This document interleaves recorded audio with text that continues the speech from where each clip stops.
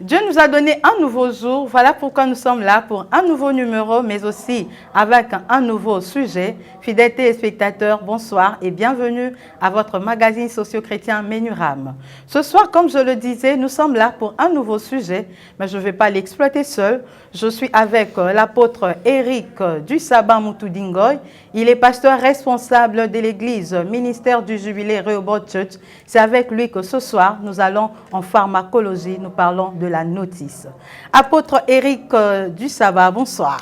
Bonsoir Madame Clémence. Vous allez bien? Dieu fait grâce, on ne se plaint pas, ça va. Ok, on est là ce soir pour un nouveau sujet. Nous parlons de la notice. Aujourd'hui, nous allons en pharmacologie. C'est ça la particularité, la diversité des dieux. Il peut prendre un passage, un thème, un message de n'importe quel domaine et afin d'édifier le peuple des dieux. Voilà pourquoi aujourd'hui nous parlons de la notice. Apôtre, c'est quoi la notice? Déjà, merci encore pour l'invitation. C'est un plaisir pour moi de revenir. J'avais dit que je ne reviendrais pas souvent, mais j'ai pris goût, alors vraiment, je reviens. Oui, c'est vrai qu'on va parler de la notice. Comme vous avez dit, nous sommes en pharmacologie, mais je pense que la notion de la notice traverse aussi la pharmacologie, puisque elle atteint, je parle de la notion, elle atteint d'autres domaines, mais généralement, comme on a trop à faire aux comprimés et tout ça, alors on a trop à faire aux notices. Alors nous aimons bien lire les notices. Mais je voudrais dire pourquoi la notice.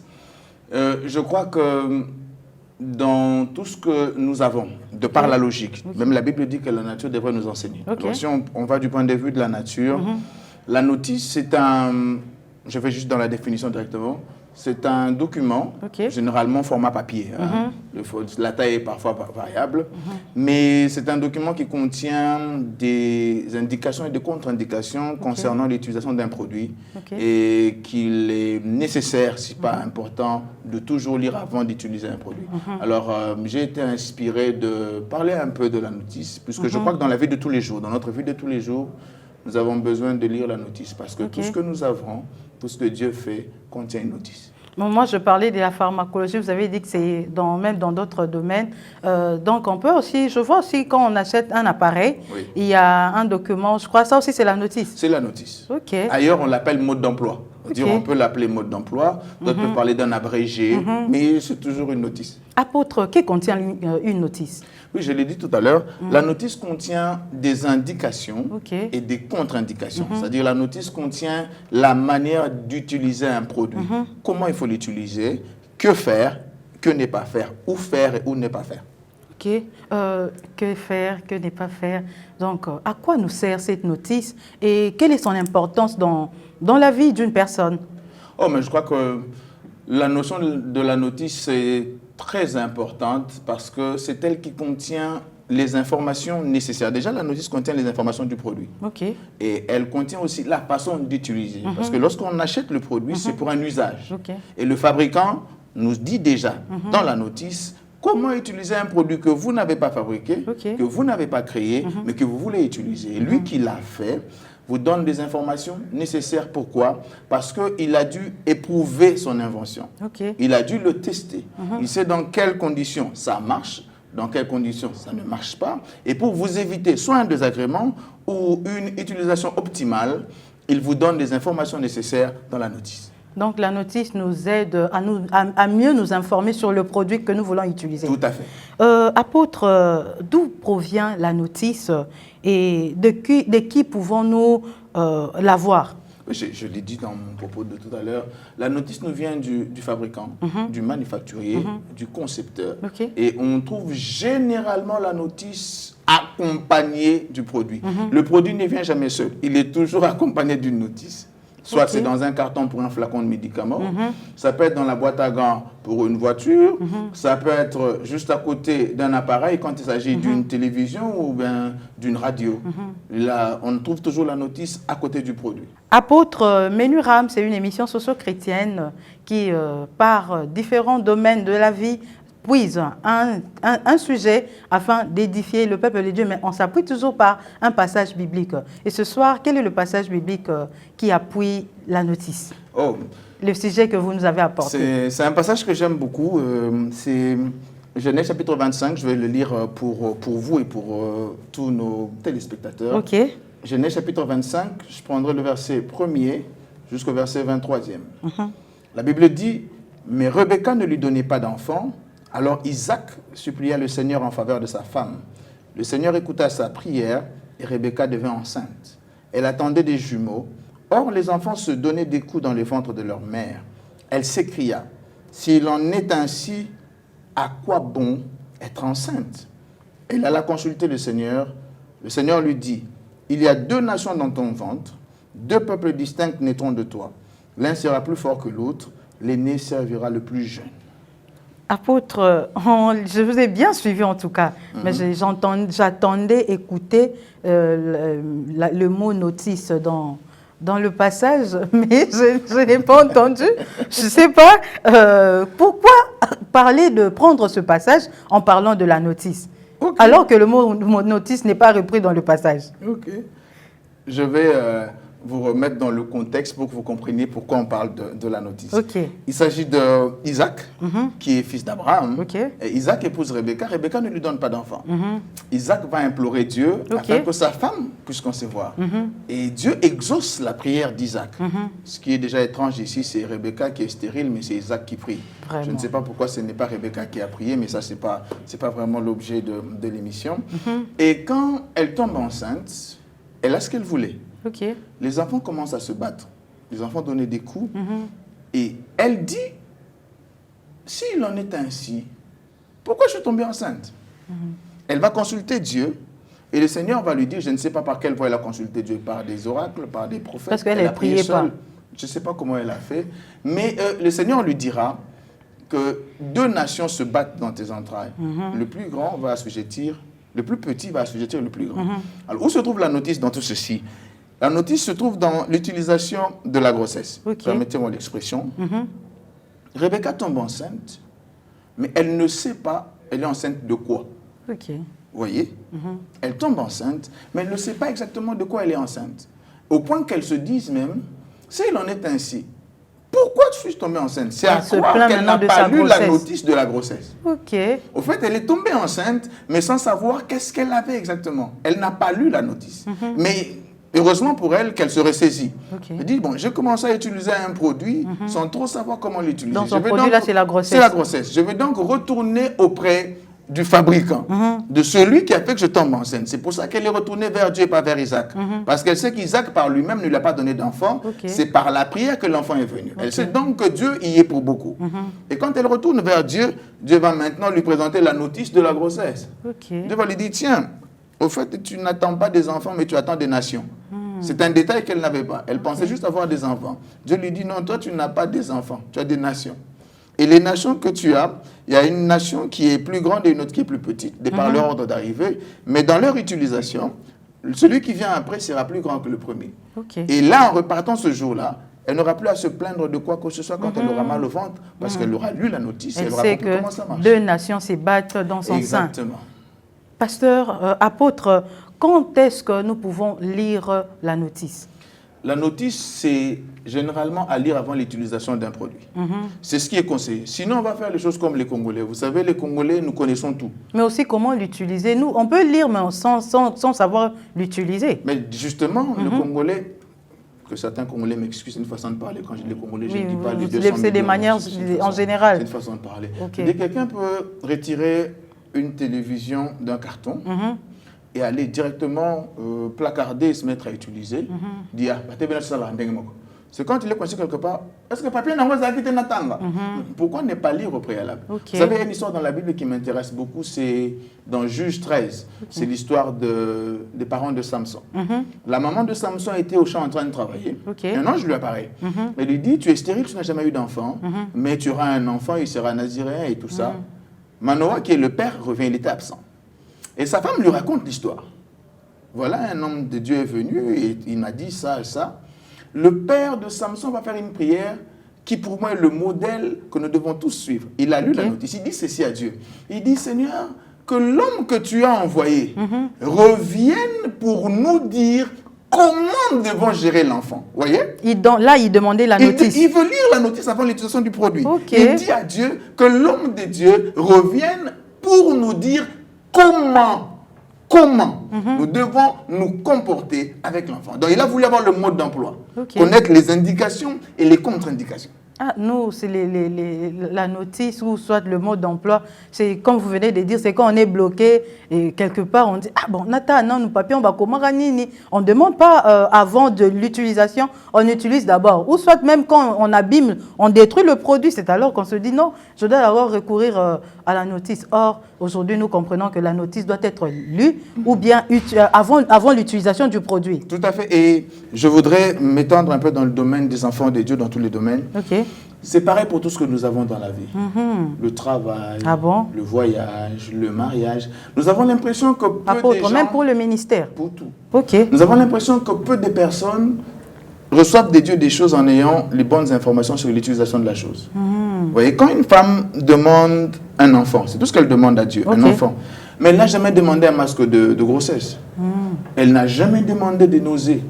Mais seulement la femme qui demande un enfant doit savoir en lisant le produit, on va te dire dans ce produit est accompagné des effets secondaires. C'est un détail qu'il nous faut comprendre dans tout ce que Dieu nous donne. Dans l'élévation, il y a des réalités qui vont avec. Vous voyez, j'ai parlé un jour avec quelqu'un, je lui ai dit, je crois que je suis quand même fatigué de prendre l'avion, il faut que je me repose. La personne a cru que j'étais orgueilleuse. Elle me dit, mais on l'aime bien l'avion. Je lui ai dit, frère, tu penses s'asseoir 8 heures en un seul endroit, c'est facile à faire. Vous voyez, c'est-à-dire pour quelqu'un d'autre, c'est une chose simple. Mais quand tu es dedans, vous passez 8 heures assis, vous bougez un tout petit peu, vous revenez, vous vous asseyez. Donc c'est le cas pour tout ce qu'on fait dans la vie, le ministère, la politique, les affaires. Nous devons avoir les bonnes informations de la façon d'utiliser ce que Dieu nous donne. Et en tant qu'enfant de Dieu, comment est-ce que nous devons chercher cette notice? Et nous, on peut l'avoir auprès de Dieu. Mais comment est-ce qu'on doit chercher la notice? Parce que nous, généralement, on demande seulement Seigneur, moi je veux le mariage, moi je veux ceci. Mais quand est-ce que ou comment est-ce qu'on doit chercher la notice? Je vais vous expliquer au fait de me venir l'idée de ce message, vous allez mieux comprendre. J'étais un jour en train d'aller prêcher quelque part. J'étais à bord de ma voiture, j'étais au volant de la voiture. Il y avait un grand embouteillage et j'ai vu les piétons en train de marcher. Pendant que nous on était coincés, les piétons marchaient, circulaient. Et j'ai envié les piétons. J'ai dit, ils sont voiture, bien, vous enviez les piétons. Coincés comme ça, des heures, les voilà en train de marcher. Et alors Dieu me dit ceci. Mais les piétons aussi, je pense qu'ils vous enviaient aussi. Nous sous le soleil, mais ils sont dans la voiture. C'est la leçon que Dieu va me donner. Dieu va me dire, au fait, tu es un peu ingrat. Il dit, hier tu étais piéton, tu ouvrais une voiture, tu l'as. Mais Dieu me dit, ce que tu ne comprends pas, là, tu les envies. Mais qu'il commence à pleuvoir maintenant, ils vont t'envier toi. Alors Dieu m'a dit que chaque bénédiction que je donne a ses réalités. Chaque bénédiction, chaque niveau de visitation dans lequel j'amène quelqu'un, c'est ce niveau de visitation a ses propres réalités. Donc il faut que celui qui accède à cette dimension comprenne les réalités auxquelles il peut faire face dans cette dimension. Parfois, nous, on demande sans avoir des informations suffisantes sur ces camps. Seigneur, donne-moi le travail. Mais quand on te donne le travail, tu ne sais pas que tu dois travailler. Tu dois avoir 8 heures de travail. Tout à fait. Donc, et puis 8 heures là, tu commences à te plaindre, non, ça la mingi, tu commences à chercher les congés, les repos. Et pourtant, tu étais chômeur, tu demandais le travail, mais sans savoir ce que ça demandait. Une fois, je parlais avec une dame, je lui ai dit, mais tu veux le mariage? Oui, est-ce que tu sais qu'il te faudra te lever tôt le matin pour tenir une maison? Il te faudra te lever tôt le matin pour faire ceci, chose que tu ne fais pas en tant que célibataire. Alors, ça, c'est le mode d'emploi du mariage. Par moment, c'est juste le fait de ne plus être célibataire, on veut d'une chose. C'est le fait de ne plus être chômeur, qu'on veut d'une chose. C'est le fait de ne plus être piéton, qu'on veut d'une chose. Mais sans trop savoir, je veux faire rire, J'ai un ami qui est pasteur, j'espère qu'il va se reconnaître. Il voyage un jour, il va dans un pays européen. C'était l'hiver. Et il s'habille en t-shirt. Il arrive à l'aéroport, il attrape froid. Et ceux qui sont venus le chercher se rendent compte qu'ils n'étaient pas prémunis de quoi que ce soit pour se couvrir contre le froid. Ils vont vite acheter un manteau. Et puis il m'appelle au téléphone. Il me dit, mon cher, écoute, je lui dis, mais tu n'es pas loin d'être stupide. J'ai dit, comment tu peux aller dans un pays, c'est l'hiver, et tu n'as même pas les informations de ta destination. Vraiment. C'est-à-dire, c'est pas logique. Tu es censé aller quelque part, avoir les bonnes informations, savoir comment te comporter, où tu vas. C'est aussi ça, lire la notice. Je vais dans un pays où il fait froid, mais je m'habille légèrement. Ça n'a pas de sens. Si je n'ai pas les bonnes informations, j'ai une pneumonie. Il me faut donc avoir les bonnes informations pour ensuite utiliser le produit. Voilà l'importance de la notice. Tout à fait. Apôtre, nous évoluons. Y a-t-il des avantages ou inconvénients à lire ou non la notice? Oh, il y a toujours des avantages et des inconvénients. Lesquels? Je l'ai dit à l'entrée, le produit a été testé au laboratoire par le concepteur et le manufacturier. Donc, mieux que nous, il sait comment utiliser le produit, ce qu'il faut faire et ce qu'il ne faut pas faire. L'avantage à utiliser la notice, c'est que vous pouvez vous éviter des désagréments. Parce que vous serez déjà averti. L'inconvénient, c'est que justement, vous en subirez les méfaits parce que vous n'avez pas été averti. Comme on dit en français, on en avertit en vaut deux. Apôtre, il y a une histoire, l'histoire d'une dame qui me revient en esprit. Cette dame était chômeur, une veuve qui n'avait plus de mari, mais qui avait perdu son mari, mais avait des enfants. Elle voulait quand même faire quelque chose parce que c'est les maris qui supportaient toutes les charges de la maison. Mais quand elle se retrouvait avec des enfants, elle-même, elle devait faire quelque chose. Elle s'est dit qu'elle devait commencer une activité. Elle a aussi réuni l'argent et elle est allée à Dubaï acheter quelques marchandises pour son commerce, mais en revenant, elle a acheté peut-être ce que les gens ne demandaient pas, ce que les gens ne voulaient pas, la marchandise a traîné, donc elle a connu l'échec. Est-ce que l'échec fait partie aussi des inconvénients de ne pas lire la notice? Je crois que si. Pourquoi? Généralement, quand on veut se lancer dans une chose, on interroge ceux qui sont passés avant. On a pu dire interroger les anciens. C'est-à-dire, on ne peut pas se lancer dans un domaine sans interroger ce qui vient avant. Elle est allée par elle-même. Elle a dit, bon, Dubaï, on attend que Dubaï paye.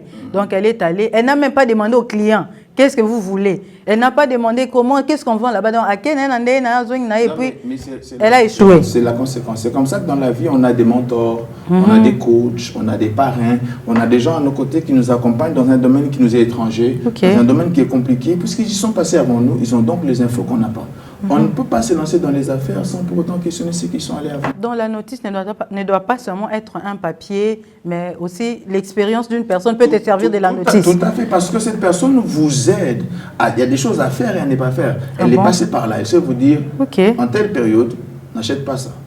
Même en telle période, ne va pas visiter tel coin, c'est pas beau, il n'y a pas de choses à voir. Pour cette affaire, va à tel endroit, ça se vend mieux et de la bonne qualité. Une expérience peut nous servir de notice aussi. Mais pour les enfants de Dieu, c'est compliqué. Qu'on a déjà la foi et on a les Saint-Esprit, ça nous suffit, non? Est-ce qu'il faut toujours demander... Je crois qu'un enfant de Dieu qui réfléchirait comme ça ne serait pas loin d'être insensé. Si on a la foi et l'esprit et qu'on ne sait pas écouter Dieu, ça nous servirait à quoi d'avoir l'esprit? Puisque c'est Dieu qui est censé nous instruire. Et Dieu parle de plusieurs façons.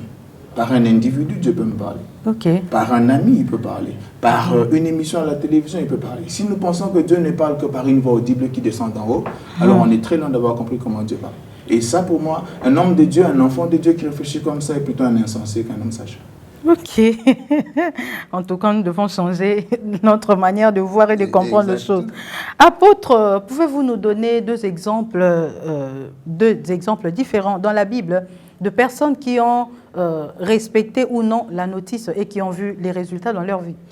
Vous savez, je crois qu'il y a beaucoup d'exemples, mais j'en prendrai deux qui pour moi sont des exemples que nous connaissons tous. Le premier cas de ne pas avoir respecté les consignes de la notice, c'est Adam et Ève. C'est pour moi le premier cas. Dieu les place dans les jardins et il leur donne le droit de tout manger. Il dit, mais vous ne mangerez pas du fruit de l'arbre qui leur venait du jardin. C'était une contre-indication. C'était une contre-indication, ça dit. Si tu manges, tu meurs. Mais ils ont mangé. Ils ont connu la mort. Ils n'ont pas respecté. Et pour moi, le meilleur utilisateur de la notice, c'est Jésus. Okay. Jésus dit, le Fils ne fait que ce qu'il va faire au Père. C'est-à-dire, il y a une référence. Le Fils a un modèle, il suit une notice, il sait que je ne peux faire que ce que le Père dit, ce que le Père veut, parce que le Père a approuvé telle chose, il a désapprouvé telle chose. Donc pour moi, les deux exemples basiques, essentiels, c'est Adam d'un côté qui n'a pas respecté la notice, et puis Jésus qui a pleinement respecté la notice. Bon, Jésus, on connaît déjà, c'est Dieu, c'est le Fils de Dieu, il est Dieu, il ne peut que respecter la notice. Oh non, prenez un homme. Vous savez, je pense déjà que il n'y a pas plus difficile que Jésus pour respecter la notice. Vous savez, la Bible dit, quoi qu'étant fils, la Bible dit ceci, quoi qu'étant fils, c'est par la souffrance qu'il a appris l'obéissance. Vous imaginez, je ne sais pas si vous avez réfléchi sur ce verset, la Bible dit de Jésus, quoi qu'étant fils, c'est par la souffrance qu'il a appris l'obéissance. Jésus a appris à obéir. Et tout ça, c'est parce qu'il devait respecter la notice. Appris, et c'est par la souffrance qu'il a appris ça. Vous imaginez quelqu'un qui de toute éternité dans la gloire, entouré des anges qui le chantent, qui le louent, qui le célèbrent, mais qui, par amour pour les hommes, doit devenir sans domicile fixe, puisqu'il est dit lui-même, il n'a pas le droit de mettre la tête. C'est un homme qui a faim, c'est un homme qui souffre de sommeil puisqu'il dort dans une barque en pleine tempête. Et c'est pas, je crois qu'il est plutôt plus difficile à Jésus de se soumettre qu'à nous tous. Mais lui-même, il n'a pas accepté ça. Il savait que quand il va venir, il va souffrir. Exactement. Mais il l'a fait. C'est comme ça que pour moi, les hommes, je peux en citer autant, mais qui dans leur façon de faire seraient faillibles. Mais les enfants de Dieu que nous sommes, ayant l'Esprit de Dieu en nous, nous pouvons donc avoir Jésus comme modèle puisque nos regards sont fixés vers lui et nous pouvons l'imiter lui beaucoup plus facilement parce qu'on a le même esprit. En parlant des enfants de Dieu que nous sommes, que représente la notice pour nous? La notice pour nous représente les instructions que Dieu nous donne. La notice pour nous représente un ainsi dit le Seigneur. La notice pour nous représente les avertissements que Dieu donne. La notice pour nous représente un message que Dieu nous a donné, une instruction que le Seigneur nous a passée, soit dans un sommeil, soit par une prophétie, mais concernant l'utilisation de quelque chose qu'il va faire pour nous. Je me rappelle un jour, nous étions au culte, là, à la résurrection, c'est encore 2005, 2006, je crois bien, ça fait longtemps. Il y a un prophète qui est venu à l'église. On avait à l'époque le service de Sainte-Seine à la fin, c'était les après-midi, après le troisième culte, généralement c'est le troisième culte. Il parlait au pasteur Dominique Ngoï et il lui a dit, il l'a appelé par son nom, parce que Dieu peut t'appeler par ton nom. Il dit, Dominique mon fils, ne me déçois pas. Il dit, j'ai élevé beaucoup de personnes qui m'ont déçu, mais ne fais pas comme les autres. Je vais t'élever, mais ne me déçois pas. Vous voyez? C'est-à-dire, Dieu parle de ce qu'il va faire, mais il te signifie des choses à ne pas faire. C'est quand je vais t'élever, ne me déçois pas. Ne fais pas comme les autres qui m'ont abandonné, ne fais pas comme les autres qui m'ont trahi. Donc, ce sont des contre-indications, des choses incompatibles avec l'usage du produit que Dieu est en train d'apporter.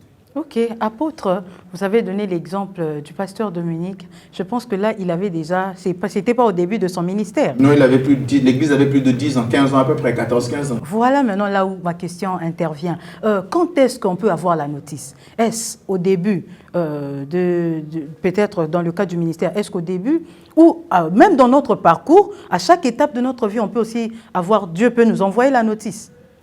Je répondrai dans deux sens, puisque je sens qu'il y a deux volets dans la question. Parce que vous avez dit au début, vous avez dit aussi à chaque étape. Parce que moi, je pensais que le pasteur Dominique était au début. Voilà pourquoi Dieu lui a envoyé la notice pour lui dire, dans ton parcours, ne me déçois pas. Mais il avait déjà, vous avez dit, plus de 10 ans du ministère. Donc, je pense que la notice n'avait plus sa place. Si, je crois plutôt que c'était la notice de la nouvelle dimension. Je crois que ce n'était pas la notice de l'église. C'était... Maman Clémence, vous savez, vous pouvez avoir 1000 $ et vous pensez savoir utiliser de l'argent. Vous n'avez jamais eu 100 000 $. Quelqu'un qui a déjà eu 100 000 peut venir vous dire, Clémence, moi, 1000 $, ça n'a pas géré. 1000 € là, la pour 100 000 € là, monsieur, la maman, monsieur, n'a pas la balle. Peut maintenant commencer sans volonté, non. Sans volonté, mais il faut se bien. Il faut se sombaga. Vraiment. Et quelqu'un qui est passé par là peut te dire, apprends à contenir tes appétits, tes envies, sinon tu peux mal l'utiliser. Je crois que la notice du ministère, il l'avait, mais pour cette dimension dans laquelle Dieu est en train de l'amener, c'était utile pour Dieu de lui rappeler des choses qui ne concernaient peut-être pas la dimension d'en bas, mais la nouvelle dimension avec certaines autres réalités. Dieu voulait que, même à ce niveau, reste le même. Même à ce niveau, continue de me craindre, continue de faire ce que j'attends de toi. Ok, donc tu peux demander le travail, Dieu te donne la notice du travail, mais dans ton parcours, rien n'empêche qu'il vient encore, peut-être on va t'élever en grade, mais il va encore te donner la notice. Donc on doit être sensible. Hein? Tout à fait. Comment reconnaître que ça c'est la notice de Dieu? Si vous connaissez d'où vient le produit, vous ferez confiance à la notice. Non, en tant que chrétien, enfant de Dieu. Parce qu'un produit, je peux savoir que non, ça c'est la notice. Mais en tant qu'enfant de Dieu, comme ça, généralement, non, on s'attache beaucoup plus à l'ainsi dit l'Éternel. Et ça aussi, c'est une notice. Ou comment est-ce qu'on peut vraiment savoir et reconnaître que ça, c'est une notice que je reçois de la part de Dieu? J'insiste d'abord que la notice doit venir du manufacturier ou du fabricant. La notice ne doit pas venir de quelqu'un d'autre. Okay. La notice doit venir de la part de celui qui a fabriqué le produit. Alors, est-ce que l'enfant de Dieu qui a reçu ce produit qu'il utilise le sait venant de Dieu? Est-ce qu'il sait que la chose que j'ai est venue de Dieu? Je vous ai donné l'exemple de Rebecca. Rebecca n'est pas allée vers Isaac. Elle sait que de fois Isaac a tout je m'excuse, tout zuité. Non, ça ne sert à rien que nous tournons. Donc, je préfère plutôt aller vers Dieu qui a donné l'enfant. Pareil pour nous en tant qu'enfants de Dieu. Tout ce que nous avons, quand les problèmes coincent, nous ne devons faire qu'une seule chose. Aller vers Dieu. Vous savez, Jésus est en train de marcher sur les eaux, les disciples sont dans la barque, ils ont peur. Ils crient tous fantôme, fantôme, fantôme. Jésus dit c'est moi. Pierre dit, Seigneur, si c'est toi, ordonne que je vienne. Jésus dit viens. Pierre a commencé à marcher sur les eaux. Il était courageux. Ouais. Voyant que les vagues étaient en train d'agiter, il a commencé à avoir peur, il a commencé à s'enfoncer. Il a fait une seule chose. Il s'est adressé à celui qui lui avait dit de venir. Il dit, Seigneur, sauve-nous. Il n'a pas parlé à Jean, il n'a pas appelé Matthieu et Sav qui ne sont pas dans cette affaire. Je m'adresse à celui qui m'a appelé. Donc l'enfant de Dieu qui veut savoir où trouver la notice, c'est se référer à celui qui lui a donné la chose qu'il prétend avoir reçue de Dieu. Moi, en parlant de... Quand j'ai vu la notice, le thème la notice, comme ça, je me suis dit, en tant qu'enfant de Dieu, nous, notre notice, c'est la Bible. Et je ne sais pas si j'ai tort. Vous n'avez pas totalement tort, vous n'avez pas totalement raison non plus, parce que Dieu peut vous parler par vos songes à vous. Votre tête n'est pas dans la Bible. Dans ça aussi, c'est la notice. Dieu peut vous parler par les songes. Ah bon? Mais comment est-ce que Joseph a pu... Non, on néglige parfois les songes. On dit que les songes viennent parfois. Si on a trop réfléchi sur une chose, on a imaginé beaucoup de choses, on peut aussi rêver de ces choses. Oui, est-ce que c'est parce que j'ai beaucoup réfléchi que Dieu ne peut pas me parler? Allons un peu dans ce sens. Allons dans ce sens. Est-ce que c'est parce que j'ai beaucoup réfléchi que Dieu ne peut pas me parler sur le sujet? Je crois que la sagesse voulait seulement nous dire que certains rêves et certaines choses naissent de nos pensées et pas des dieux. Mais ça ne veut pas dire que Dieu ne parle pas. Vous savez, le songe, c'est aussi parmi les bons moyens que la Bible a utilisés.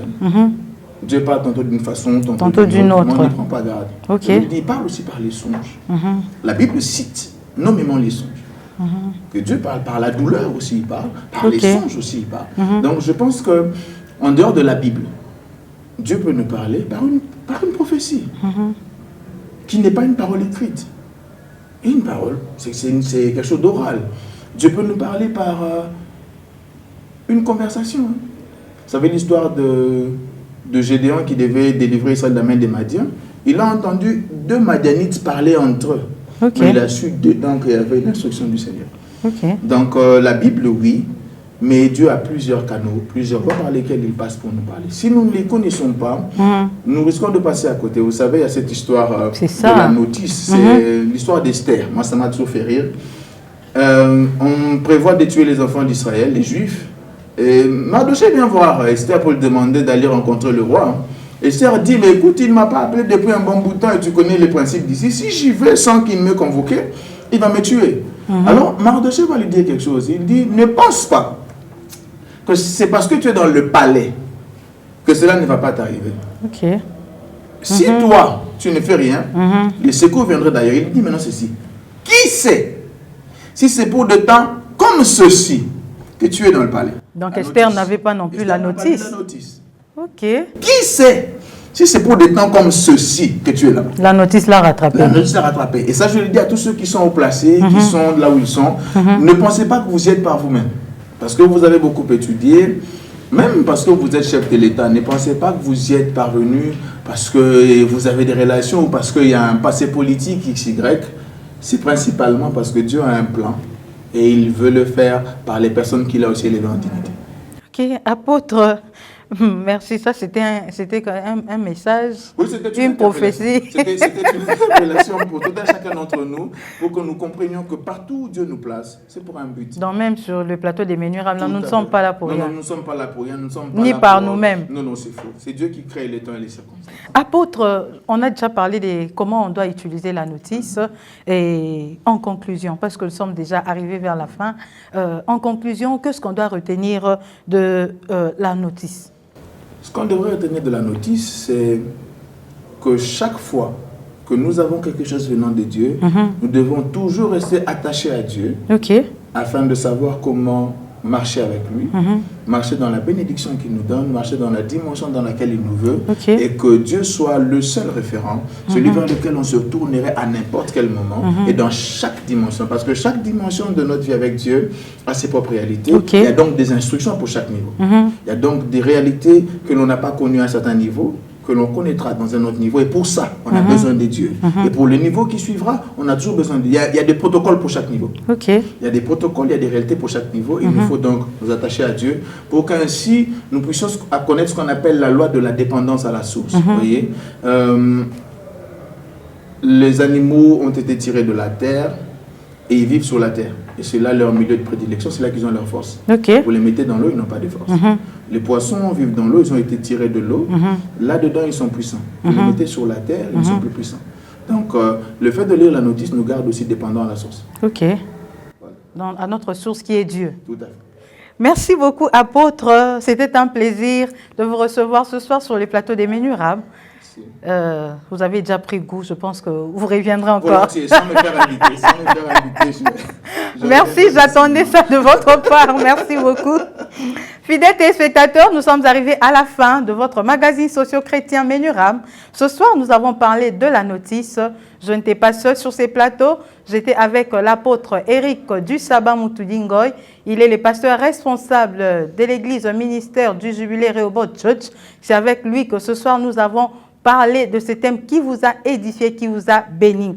Tout ce que tu demandes, ce n'est pas mauvais, mais tu dois aussi t'informer sur ce que tu demandes parce que c'est ça, c'est qu'on appelle la notice. Et des informations sur le mariage, le travail, le voyage, les activités que tu cherches parce que sinon, tu ne sauras pas réussir. Et n'oublie pas, notre source, c'est Dieu. En tant qu'enfant de Dieu, reste attaché à la source, notre Dieu et notre grande notice.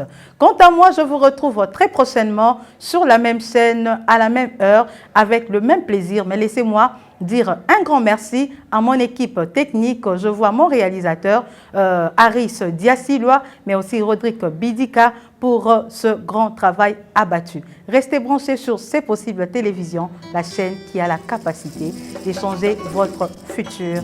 Au revoir.